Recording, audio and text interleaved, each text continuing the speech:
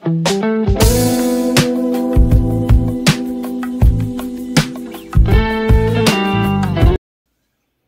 Friends, good morning.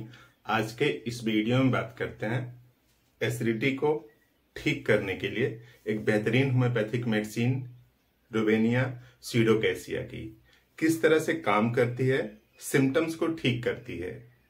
पूरी बात समझते हैं और अंत में देख लेंगे कि इस मेडिसिन को कैसे लिया जाए। छोटे से वीडियो में कुछ काम की बातें आपको जरूर समझ में आएंगी, तो वीडियो के अंत तक बने रखिए पूरा ठीक से समझने के लिए। तो देखिए, जो डाइजेशन है स्टार्ट तो माउथ से ही हो जाता है। सलाइवा उसको डाइजेस्ट करता है और दांत उसको क्रश करते हैं, तो भी डाइजेशन का एक पार्ट है। लेकिन मेजर डाइजेशन जो स्टार्ट होता है वो स्टमक से स्टार्ट होता है।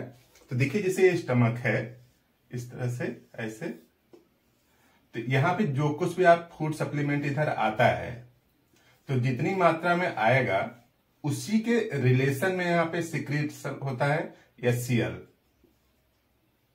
यानी जो दीवालें हैं वो सब क्या बनाती हैं, HCl हाइड्रोक्लोरिक एसिड।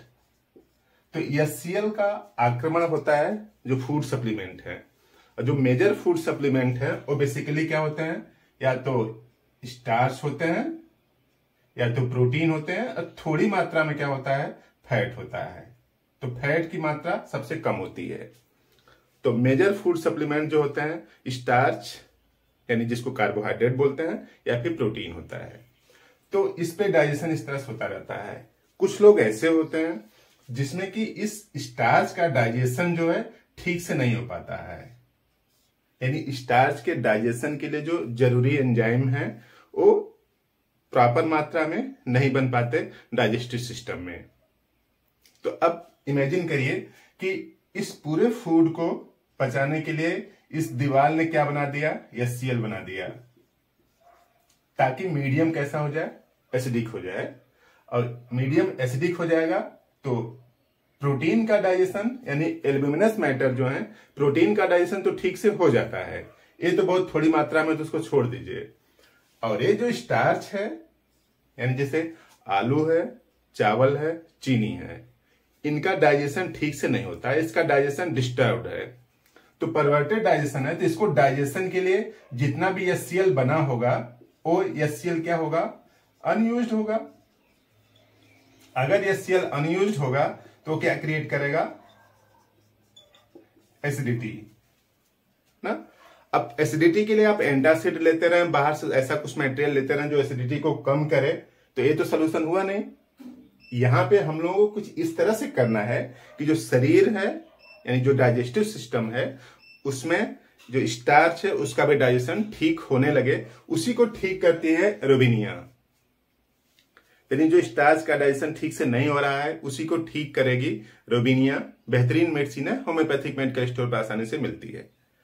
तो देखिए, क्लियर कट लिखा है हाइपर क्लोरोहाइड्रिया, हाइपर क्लोरोहाइड्रिया। तो देखिए HCl ना, एक क्लोरो है और एक हाइड्रिया, इसके ऊपर पॉजिटिव चार्ज, इसके निगेटिव चार्ज। अगर इसकी मात्रा बढ़ जाती है, बेसिकली स्टमक में ही बनता है, तो अगर इसकी मात्रा बढ़ जाती है तो इसी को बोलते हैं हाइपर, मतलब बढ़ गया, क्लोरो मतलब क्लोरीन, हाइड्रिया मतलब हाइड्रोजन, बढ़ गया, तो इसको इसी की वजह से क्या होगी, एसिडिटी होगी ना। अब एसिडिटी होगी तो डकार आएंगी। लोग बोलते हैं ना कि यहाँ पे जलन होता है, गले में यहाँ पे जलन होता है, तो एसिडिटी की वजह से होगा। और यहाँ पे पूरा टीवी में देखेंगे, प्रचार में दिखाता है तो आग लगी हुई है, मतलब एसिडिटी है। एसिड जितना होना चाहिए उससे थोड़ी ज्यादा मात्रा में है, सरप्लस अमाउंट में है, दैट्स व्हाई हाइपर क्लोरोहाइड्रिया। अब लिखा है दूसरा line, albuminous digestion is rapid, यानी जो स्टार्च, सॉरी स्टार्च नहीं, जो प्रोटीन है, एल्ब्यूमिनस मतलब प्रोटीन, प्रोटीन का डाइजेशन तो फास्ट हो जाता है, लेकिन and starch digestion is perverted, जो स्टार्च का डाइजेशन है वो ठीक से नहीं हो पा रहा है। स्टार्च में मेजर तरीके से जो आती हैं चीनी, चावल, आलू, तो इसका डाइजेशन नहीं हो रहा है। और gastric symptoms with most pronounce acidity are well authenticated. जो गैस्ट्रिक सिम्टम्स तो हैं ही, उसके साथ साथ एसिडिटी एकदम निर्धारित है, तय है, उस पेशेंट के लिए। और स्टूल एंड परस्पायरेशन सावर, जो पसीना है वो भी खट्टा है, चाहे बच्चा हो चाहे बड़े हो। पसीने की स्मेल आती है, सावर स्मेल आती है, खट्टी जैसी स्मेल आती है। और स्टूल भी जो पास होता है उसमें भी सावर स्मेल आती है, खट्टी स्मेल आती है। जैसे खट्टी चीजें महकती हैं उसी टाइप की स्मेल आती है पसीने से, कपड़े से भी। यानी बॉडी के अंदर इतना ज्यादा HCl का कंसेंट्रेशन प्रोनाउंस्ड है, बढ़ा हुआ है कि बॉडी में एसिडिटी तो काज कर ही रहा है, उसके साथ साथ पसीने और स्टूल को भी क्या बना दे रहा है, सावर बना दे रहा है, यानी खट्टा बना दे रहा है।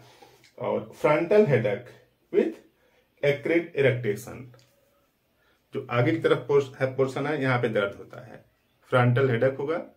और इरेक्टेशन, जो खट्टा खट्टा मटेरियल गले तक आ जाता है, खासतौर से खाने के बाद। इसी तरीके के अगर सिम्टम्स हैं तो आप रोबिनिया का यूज कर सकते हैं।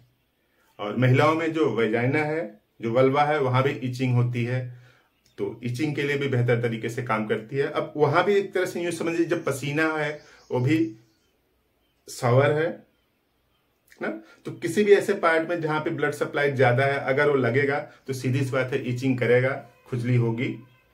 तो अगर ऐसा सिम्टम्स है तो आप यूज करें रोबिनिया का। स्टार्टिंग लोअर पोटेंसी से अगर किया जाए तो आप मदर टिंचर यूज करें। रोबिनिया मदर टिंचर, इसका 15 बूंद हाफ कप पानी में घोलकर